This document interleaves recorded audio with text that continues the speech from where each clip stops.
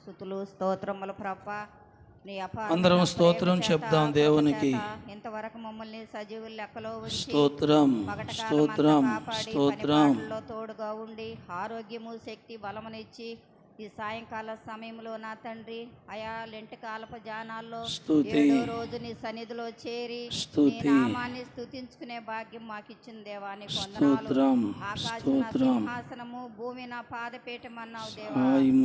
పాదాలు ఎద్దకు వచ్చాను తండ్రి. బిడలందరూ నీ ఆత్మతో నింపు దేవానికి వందనాలు. నింపు అయా వాక్యం చెప్పబోయే బిడ్డని మరుగుపరచు. ఏ వర్తమానం చెప్పుచుందో మా హృదయాలకి వినగలిగిన మనసుని గ్రహింపే చెవిని దయచేదేవా. అయా వాక్యం చదివిన బిడ్డను దీవించి ఆశీర్వదించు. 10th క్లాస్ ఎగ్జామ్లోను ఆ బిడ్డకు తోడుగా ఉండు. రాసే ప్రతి ఒక్క బిడ్డను దీవించి ఆశీర్వదించుందేవా. అయా బిడ్డలందరూ పగటకాలం కష్టపడి పని పాటలు చేస్తున్నారు దేవా. ఆ శక్తితో బిడ్డలందరినీ సన్నిధి అయా ఈ లెంటకాల పారాధనలో నీ సన్నిధిలో నీ నామాన్ని స్తుతించే భాగ్యాన్ని దయచేయి దేవా. నేనే పాటిదాన్ని, ఎన్నిక లేని దాన్ని దేవాన్ని సిలువ బలహీనరాల్ని దేవా, ఎన్నిక లేని దాన్ని దేవా.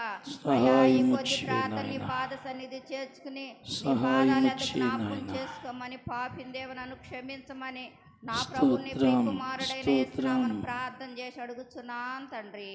ఆమేన్.